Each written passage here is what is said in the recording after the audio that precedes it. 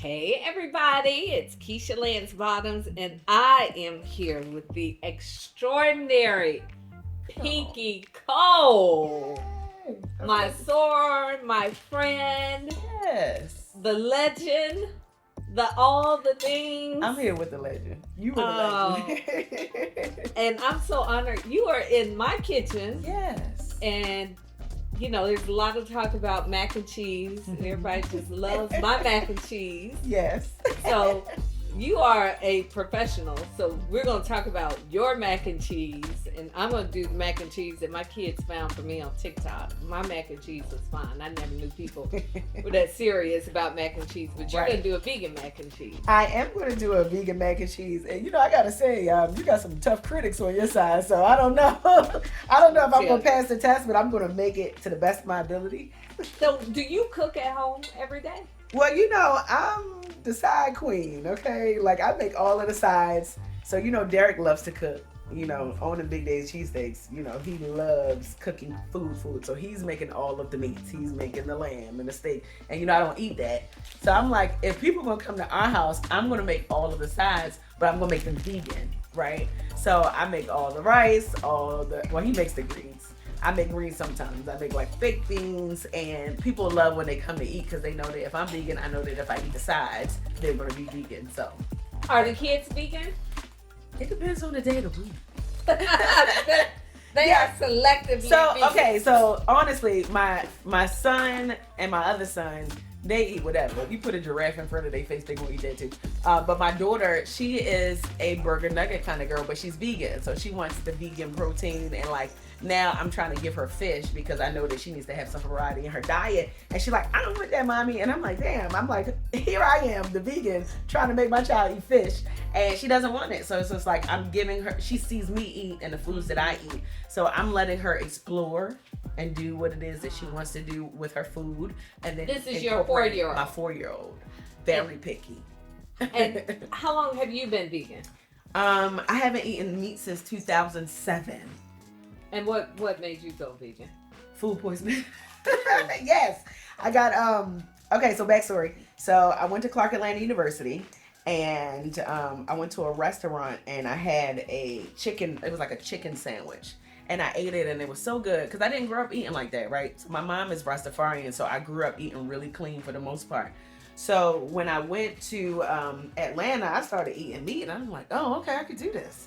And then one day I got sick, and I got food poisoning, and I was just like, I'm never eating it again. So I stopped eating meat altogether, but I was still eating fish.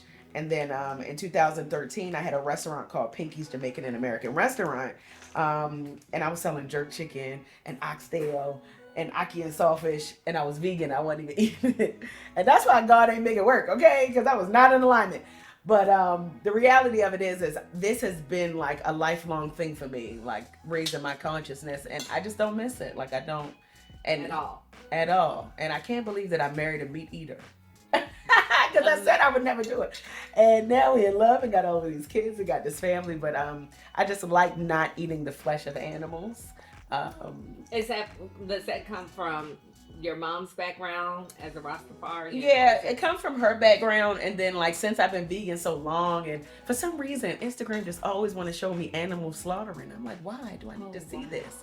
So now I see it, and I'm just like, I'm really not going back. You can't unsee it. Yeah, but I like to make food that tastes like meat. I know that sounds crazy, right? Like the food that I eat, it cannot taste vegan, or I'm not going to eat it. Now, if people have never had Slutty Vegan, it tastes like meat. It tastes better than any hamburger you've ever had. It tastes like meat. So good. Yeah, you know, it's funny because I never knew that I could create something that people who are not meat eaters, who are meat eaters, would like. And my core audience are people who eat meat. Oh, wow.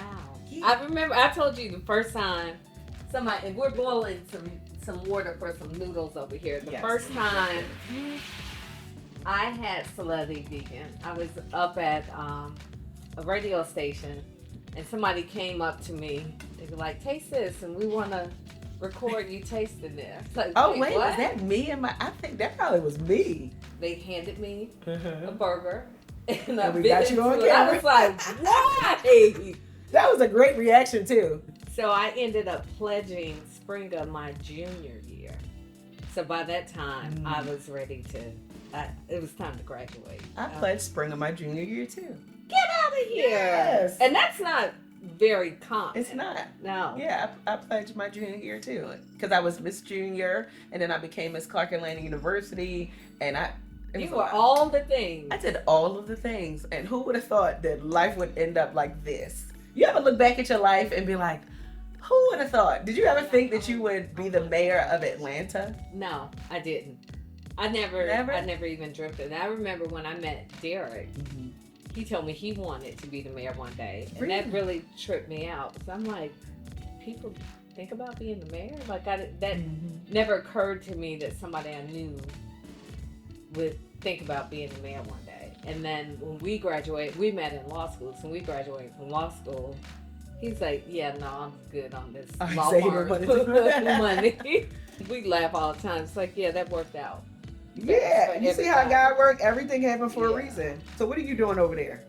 Because I got my fake cheese, and you got your real cheese. So, and usually I buy shredded cheese, but I saw somewhere recently that it's not the same. Now, I don't know why, because I don't understand the science. Probably because it's fresher.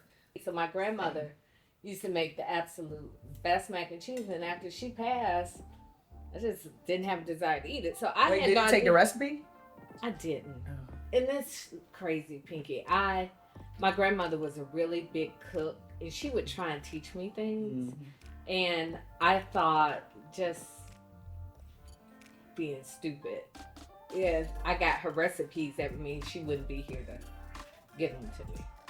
You know, kind of like black people not doing wills. Yeah. You do a will, that might mean you'll die. Well, yeah, we are all gonna die one day. But so anyway, but my sister can make her mac and cheese. So thankfully, we all spend a lot of time with my grandmother. So between my mom, my sister, and my brother, we all have bits and pieces of things. Of her recipes. So I have never been big on presentation. So one year I was cooking, because I do, we do a big family Christmas brunch here. And I was posting all the things I was cooking, and I put my mac and cheese up. The world famous mac and cheese, that one. And all of America went crazy. I had no idea the mac and cheese was serious. I saw that mac and cheese. So what had happened was, so I didn't have it. I only had white cheese, whatever cheese I had in the refrigerator. So that's what I used that day. And my kids were younger, so I was always trying to slip vegetables in their food. So I would put cauliflower rice in the mac and cheese. You put cauliflower rice in that mac and cheese? And I would stir it up. Oh, no, and they wouldn't know they were getting a vegetable. So when I posted it, all the cauliflower rice was on the bottom because I hadn't stirred it up.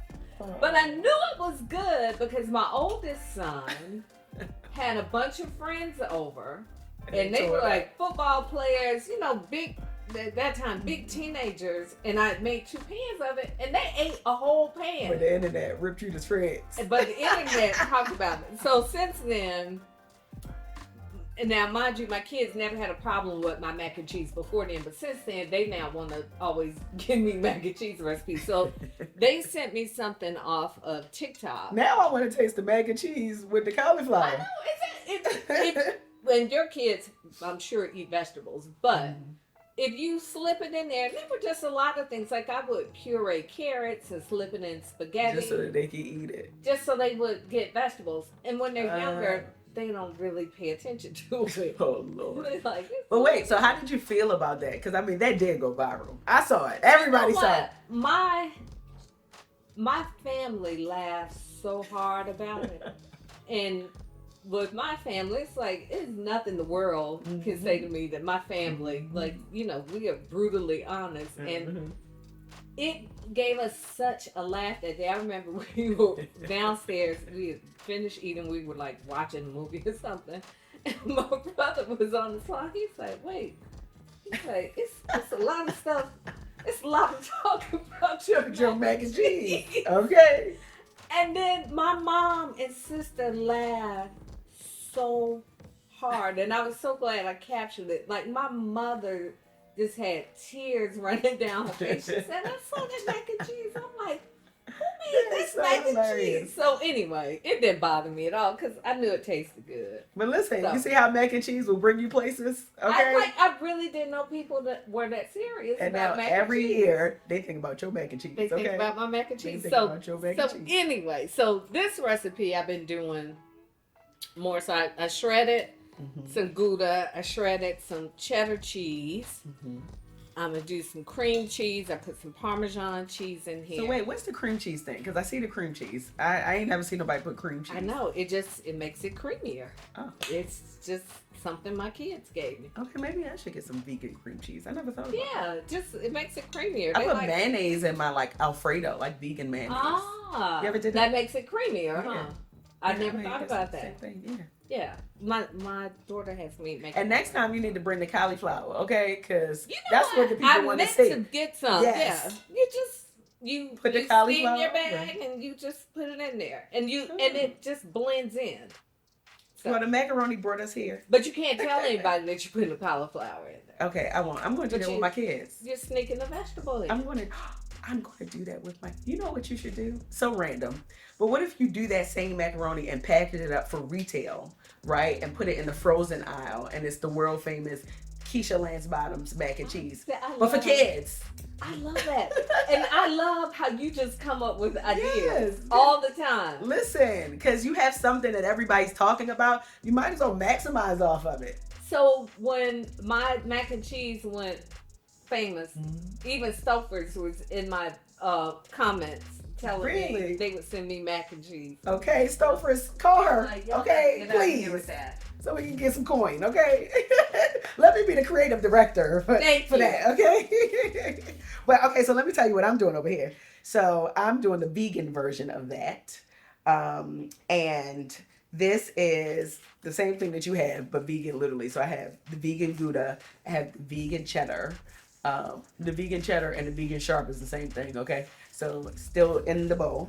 And then I have these vegan bouillon. How do you say? Bouillon? Bouillon. Okay. Bouillon. Vegan bouillon cubes. Because it brings the flavor together. And then I got some oat milk. So what we're going to do is we're going to marry all of this down on the pot. And we're going to make that, but for the vegan version of it. So you come up with all your own recipes? I do.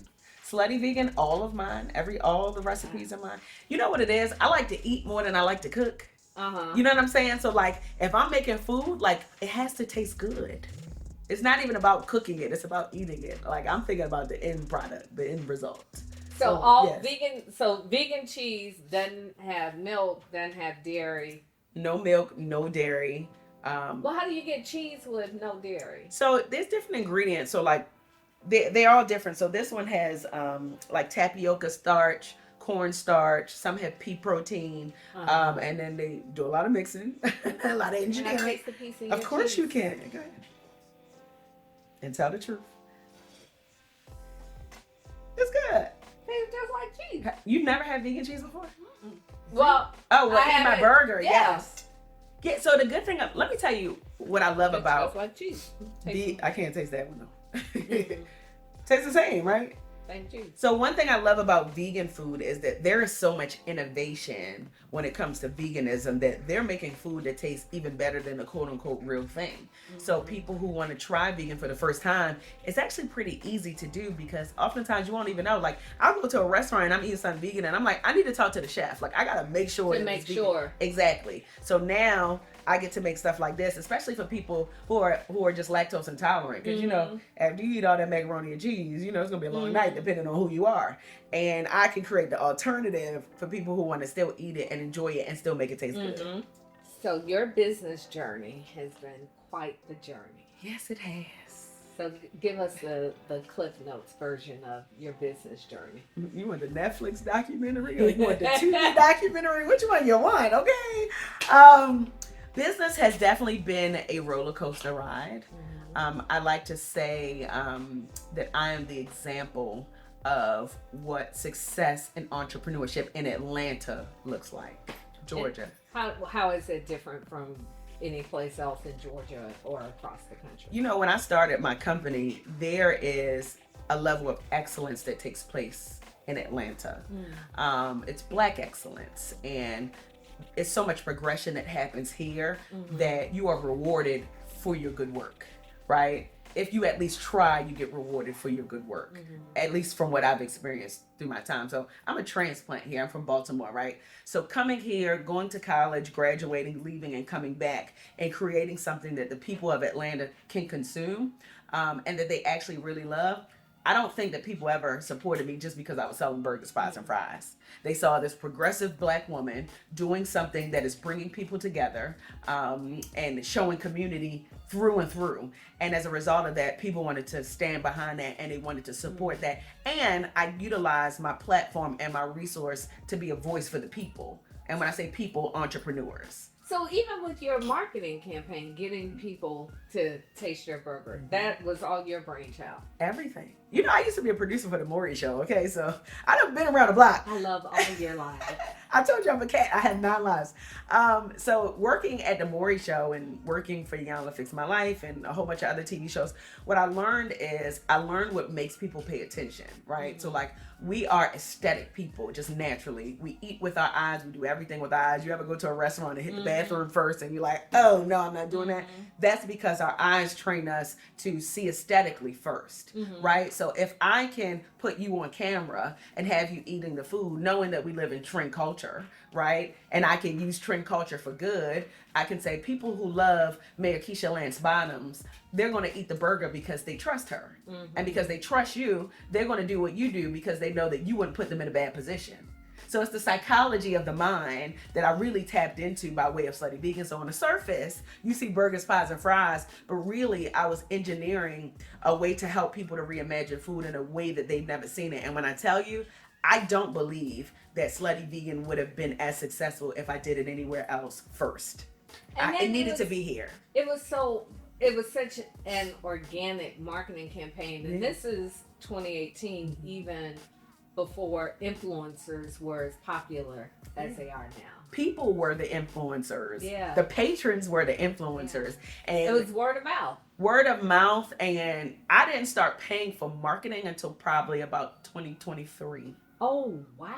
And when I say paying for marketing, I mean like local marketing and all of that. But can you imagine for 3 years straight, naturally having people be your marketing engine? People who come from Bermuda and Kenya and Canada, and they come for the first time and you call them a slut and they can never get that out of their mind. So they go and they tell 5 more people, like, you got to go to this spot. And the lines down the street. And it just opens so many doors for so many things, like being on the cover of Essence magazine, making the Time 100 list, making the Forbes list twice, Black Enterprise cover, all of the things, all because of burgers, pies, and fries. And I'm like, God, I didn't know it was going to look like this, right? But I'm so grateful that I got to do this in Atlanta. I'm grateful that I got to start a business where that became an economic driver for people, right? And entrepreneurs. And I wouldn't have it any other way. And even with the hiccups and the roller coasters throughout the years in my business, like, I know that I've built something really, really great. So your hiccups, tell us about your hiccups. Ooh, the hiccups, child. Let me tell you something about favor. February 2025, I lost my company. And the timeline goes like this. I lost my company. I got hit by a king size mattress on the highway on 75, still trying to pull them cameras in Atlanta. Okay. And then I bought my company back March 28th, 2025. And after I bought my company back, I got my franchise disclosure document to franchise Slutty Vegan, built a whole new team. So you made the decision to sell your company. I didn't sell it. It was not sold. It went into an estate. So, you know, like when somebody passes away and an estate takes it went into an estate that I agreed to because I had $20 million in debt. And now you and I both know $20 million is not chump change, right? No. So I'm making double-digit millions in my business, but I have $20 million in debt. And the debt is greater than the revenue coming into business. There's no way that I can survive. So I have this pretty vehicle and there's no engine under the hood. You understand what I'm saying? So I had to really have a hard conversation with myself and say, okay, hey, like, this is no longer working and you have to do something different because my mental health started to get compromised because I'm paying money out of my pocket to make sure that my employees get paid, you know. But how did that happen? You had this successful business What were the lessons that you learned? Oh, so many lessons. Mentorship and leadership in mentorship is very important. As you grow a company, as a small business owner, you have to lean into them resources, making sure that like you got the right people in your corner, the right people telling you the right information that's in your corner. Because you can have people in your corner, they got money, but don't have nothing to offer you in your business. So how can you evolve and elevate as an entrepreneur? And then just understanding that we are all one emergency away from losing it all as a small business owner, right? So knowing that and having that in mind, like it is your responsibility to network. It is your responsibility to build really good relationships, because if you don't, you'll find yourself in a really tough situation. So what happened with me is growing this great brand, I ended up becoming the face of the brand, and I'm the mascot, and I'm doing interviews, and I'm doing all of these things, which is great. But at the end of the day, I was not focused on the operations in my business, which most small business owners don't, right? Because nobody has ever really taught us that. So I put people in place to do all of these things, and were they good for a lot of things? Yeah, but for the most critical things, not really. And because of that, it put us in a situation where we were too ambitious. Like my infrastructure was immaculate. Like you would have thought this was a Fortune 500 company the way we were running the business, papers organized, emails, everything is buttoned up. But the operational excellence of it all, there was a gap. How many locations did you have at that time? 14. Here I am at the time, early 30s, running a multi-million-dollar business that now is $100 million brand. And I'm responsible for over 400 something employees. Like that is a lot of responsibility. Yeah. So when the Titanic started to sink and I'm pregnant with my third child, I'm like, oh, we got some decisions to make. And it was really a tough time for me in business. And you know what I'll say, especially for people who are watching this program, you know, the peak of the height of everything that happened in my business was in the heart of the pandemic. So a lot has changed with the economy since then. So during that time, it was a great time for a lot of businesses. Unfortunately, a lot of people lost their lives during that time. But for businesses, there were stimulus checks. There were like people getting money. There were a lot of opportunities. There were really big budgets. So it was really good at that time. And then when, you know, post-pandemic, things started to dry out. And it affected small businesses. So here you have small businesses. And even though I was making a lot of money, I'm still a small business. I'm still growing. I'm still, you know, elevating to the next level. So now in 2.0 looks a lot different, right? Like I'm really rooted in the opportunity of building resources in my company. And that still is not easy as a local entrepreneur, and just building, especially we see the climate, we see what's happening. It's tough. And you hit the nail on the head though. It's not even how much you're bringing in, it's how much you're putting out.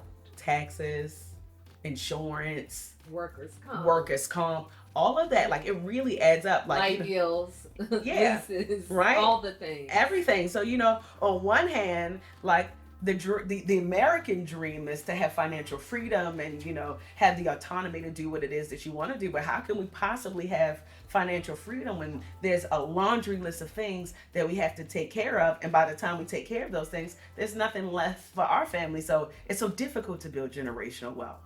And for many of us, you're younger than me, but we're the first generation of so many things, whether it be a college education, whether it be opening a business, or even with my family. I come from a family of small business owners, but it was not necessarily about what you could pass to your kids. It was how do you take care of your family in that moment. So it's difficult sometimes to get to what I want to pass on, because you're just trying to stay alive. You're just trying to pay your bills. Yeah, you are just trying to pay your bills, you know. And this is why I'm excited that you and I are having this conversation.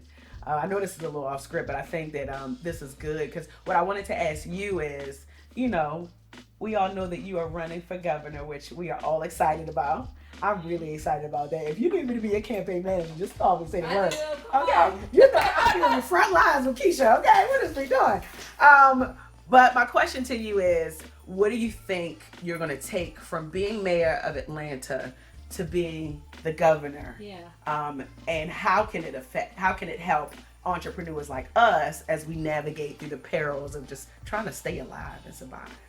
When you lead during crisis, that's great. But how do you take all these lessons when there's not a crisis? And how do you still avoid the pitfalls of the politics of it all to be able to get things done? And part of why I'm so excited about this conversation, I do want to know what we can do better as government.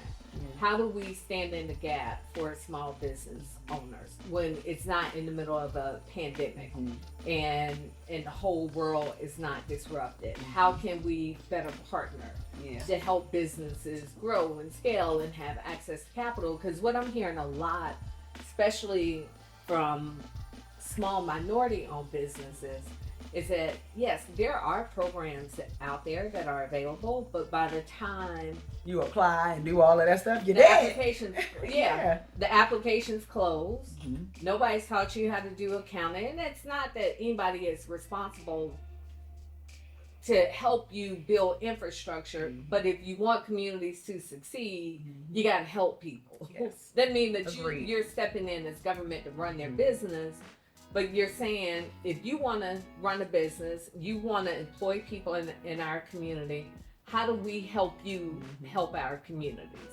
And that's the question I'm asking a lot about. How can I, as a leader, better help? Like in Atlanta, we have lots of programs in place, and it's a network that people kind of know where to go and access resources, but that's not applicable throughout the entire state. And it's not always coming from the state. It's not always coming from the state, and it's, to your point, it's like a jungle gym that you got to go through to get it. Like, even if the programs are there, I see it with, a lot of young entrepreneurs, they come to me and ask me for the resources, and I share with them the information that I know.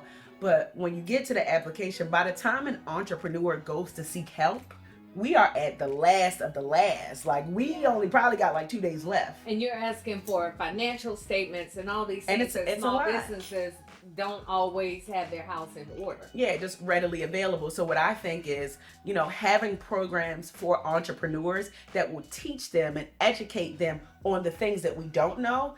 P&Ls, right? Making sure that your financial statements are together. Hell, giving us accountants so that we can learn the business of what we're doing, because that's really what stands in a gap of a entrepreneur and a successful entrepreneur. Because a lot of people have ideas. We got great ideas. I can spit out 35,000 ideas, but if I don't have a good accountant, if I don't have a good financial leadership team or somebody telling me what to do, or if I didn't go to a class or two to learn what to do in the restaurant business, how will I know? How will you know? How will I know? So having programs like that actually really teach young entrepreneurs how to do those things. To be an entrepreneur. How to be an entrepreneur. A lot of people think it's just about having an idea. They think it's just about posting on Instagram that I just got an LLC and that's it. It's bigger than that. It's so much more than that. It is so much more than that. And I'm willing to be an advocate with you if you let me, right? Oh, absolutely. To be able to guide them to that, because I believe that's my life's work at this point, right? Like, yes, Slutty Vegan, and I've built so many other great businesses, but I realize the disparity and the gap when it comes to entrepreneurs. The things that I think that people know, they don't know. And what I love is that you're so honest about what you did right, what you did wrong, what you would do differently. It is a journey for sure. And I think that we are in the same season of our lives. Like, it is a resurgence period. Is that the word? Yes. The phoenix rising from the ashes. It's the phoenix rising from the ashes. And it's such a beautiful feeling. Because we've learned so much. We've learned from our mistakes. We've learned from good lessons, bad lessons. We've learned, and we just, I always say, like, I don't want no friends that ain't got no experience. I want people that have been through some stuff, because I know that you know how to be resilient. You have character. You know how to manage tough times, and you know how to, like, show up. And I'm excited about how you are about to show up in this season. Thank you. Okay, because I'm ready for a governor named Keisha. Okay, okay, yes. So we have turned off our noodles. Yes, so we're going to strain. Some straining over here. Okay, so we're going to strain this. Yeah, straining. I always wanted my own cooking show. Well, I think that you can still have your own cooking show. Do you still want that eye on? I do. let's put this one here. Okay. And then I just need a little bit of, no, I don't. I'm good. Okay. So what I'm going to do now, this is the second part of my macaroni. I'm going to make my roux.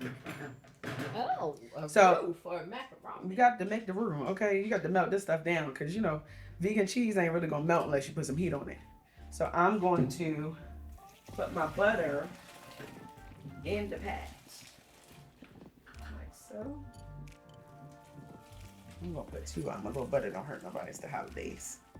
Okay, so tell me again, what are you doing for Thanksgiving? Making the desserts. I'm on dessert duty. My mom does all the cooking for Thanksgiving. I think my sister sent out an email to our family group chat. I think she's allowing people to bring some things. Oh, really? Which is kind of unusual, but you know, just makes it easier. Who made the potato salad? No, I'm joking. Again, a potato salad. I don't know that I've had potato salad since my grandmother passed. Really? Now, I'll eat my sister's and I'll eat my mom's, but you know how we are. We can be real funny. We are really funny. Mac and cheese, potato salad. What else do you not eat? You know what I love?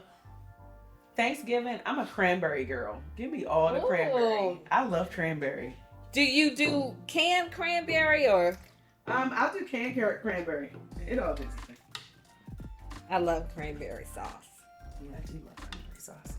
So we both did 2 boxes of noodles. Yeah, and I'm gonna use all of this. You know, macaroni is the one food that when people eat it, you got to look at them to see if they like it because they'll tell you in the instant if they like it or not. So I'm in people's face when they taste mine. I'm like, okay, taste this. Tell me what you think. I mean, people have some very serious feelings about macaroni and cheese. They really do. And I guess it's really nostalgic, maybe. Yeah, possibly. But then I'd be like, is it really that deep? Okay. Okay, so while you doing that, I'm putting onion powder, garlic powder, and some black pepper. Just to get a little flavor going. So we do use lots of the same seasonings. And I have some nutmeg. So I am. You need this one? No, I'm good. Okay, I need to turn this up a little. Don't burn me up now. Let's see. Okay, we got it. Okay, good. I'm gonna do 2 sticks of butter. Okay, that's what I do. Do you put Worcester sauce? Worcester? I do not. I've never tried that. It gives a little kick. Get the people going. I'm happy to see some good change. You know, are you excited? I am excited. What are you most excited about? I'm excited about the opportunity to make a difference. And that sounds like a cliche. No, I love that. But that's what excites me. And even stepping away from public service just for a few years, because when I left the mayor's office, I went to the White House. I went out of public service for a long time. Mm-hmm. You know, they say, what's the thing you would do for free? Mm-hmm. And for me, it's been serving. Like, so that was affirmation for me that this is really where my heart is. I love that. You know, working on behalf of community. And that's what you get to do, whether you're a city council person, whether you are mayor, whether you are governor. Could you see me running for mayor one day? I absolutely. I thought about it. Running for mayor. I thought about it. Yeah, I sure could. I'm on the development authority board though right now. Maybe not now. I sure could. Like 20 years. Oh, let's make some breaking news. In like 20 years. So I'm gonna call you for some advice if I do it. Yeah, I absolutely could see that. Yeah, but I'm proud of you. And you know, I want to tell you a story. We went to Martha's Vineyard, and people love and respect you so much that when you came in the room, they stood up and they clapped for you. That's a testament of the output. You know what I'm saying? Like all of the great things that you've done for community and for people. And that don't happen to everybody. You know that. Well, I appreciate that. And as my mama always says, you don't have to tell the truth once. So that just means be who you are wherever you are. Yeah. Where you are here, you are everywhere. Well, I appreciate that. Yes. So I'm excited about what that looks like. And I'm excited about your mac and cheese. I'm excited too. We don't have that in common because yours is lighter than mine. But yours looks so much richer and flavorful than mine. Mine's a little pale. It's giving like cream of mushroom. Mine is like nacho cheese sauce. Yeah. Just need some tortillas. Which means your color is gonna be more appealing. So I'm gonna grade up some more of my. Wait, I need some of your noodles though. I don't know that I have. Oh yeah, I got a ton of noodles. Okay. You can have as many as you like. Okay. I'm gonna put mine in, layer, and then with that, and put some more and keep layering. Okay, so it's funny because I layer, but I mix it all together and then I layer on top of it.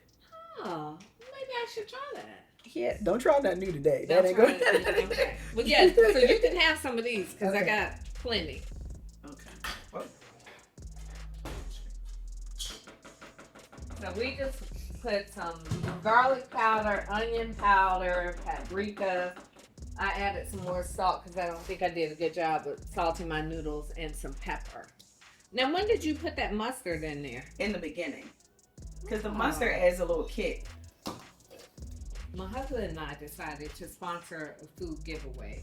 Oh, really? And we did it personally because I thought it was important, especially for our kids, to see how you step in and stand in the gap when people are in need.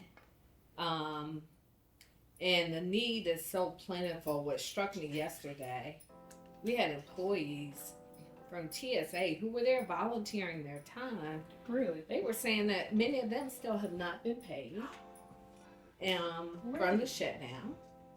And at the end of the giveaway, some of them took food home with them.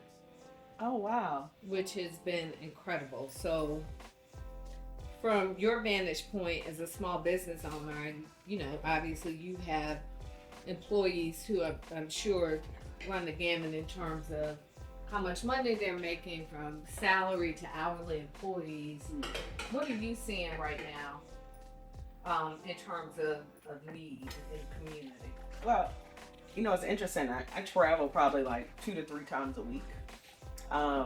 And what I noticed at the airport first is that a lot of people are not coming to work, probably because they can't afford to get to work. You gotta have gas. You got child care, making sure that your kids are good. You gotta have food to eat when you're at work. So you feel it in the airport. You gotta pay for parking. You gotta pay for parking. Like, you feel it there. So I could tell that it's tough. And it also translates into the consumer experience, right? Like, I'm in a hospitality space. I can tell when something is wrong, right? When something is going on.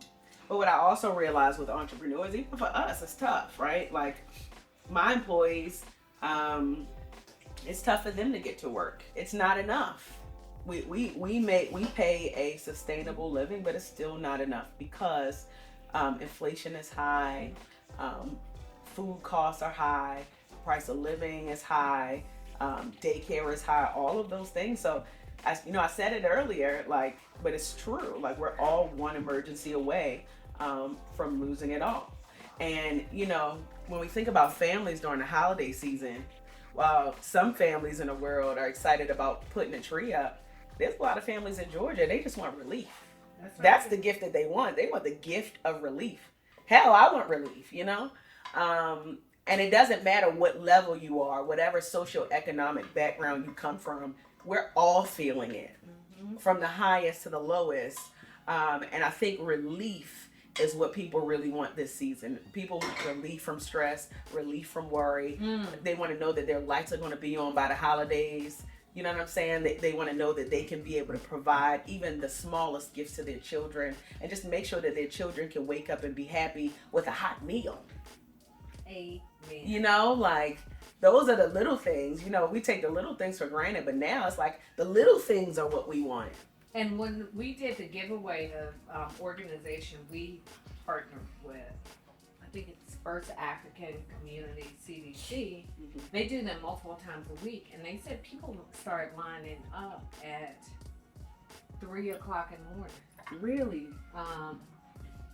So that they will be sure to be in line, be able to get their box of groceries, and they have people that rely on that giveaway every week.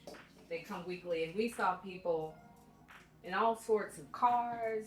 They go to work, they clock in, they have decent jobs, they still need help. You know, from Mercedes-Benz to people, you know, we had to jump off somebody's car because their battery went dead while they were. Can I use this pan? Oh, yeah, sure.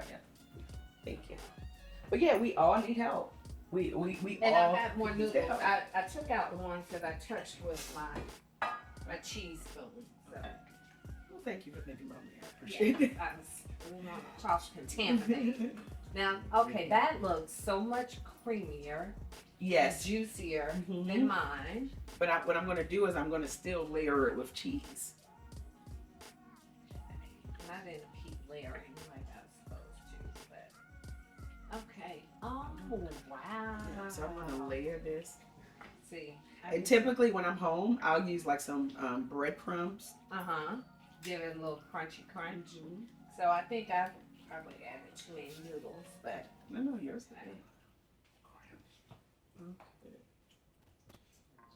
So do you put your top layer of cheese on before you? I put the cheese on the very top layer. Before you put it in. Yeah, before I put it in. Because you want that crust at the top, you know what I'm saying? Oh, that's what you got to do? Is that normal? Well, usually I have my cheese already shredded, but because I was trying to be fancy, but I'm gonna save a little bit, so after this cook some. Now, how long do you cook yours? I put it in for like 20 minutes, just so we can brown it. How long you keep yours in? About 30 minutes. Yeah. 20 minutes just so we can get a little toast. And then I'll put broil. I'll put it on broil. Oh. So that gives it a nice crisp. I love to make cheese toast on broil. Oh yes, cheese toast on vegan cheese toast. Think about my kids, they don't even appreciate the wonders of coming home from school making cheese toast. Okay, It's listen. your snack. You know, our kids don't appreciate a lot of things the way that we grew up. No, they don't. It's called privilege. Okay, now you use nutmeg? I do. You got creamy.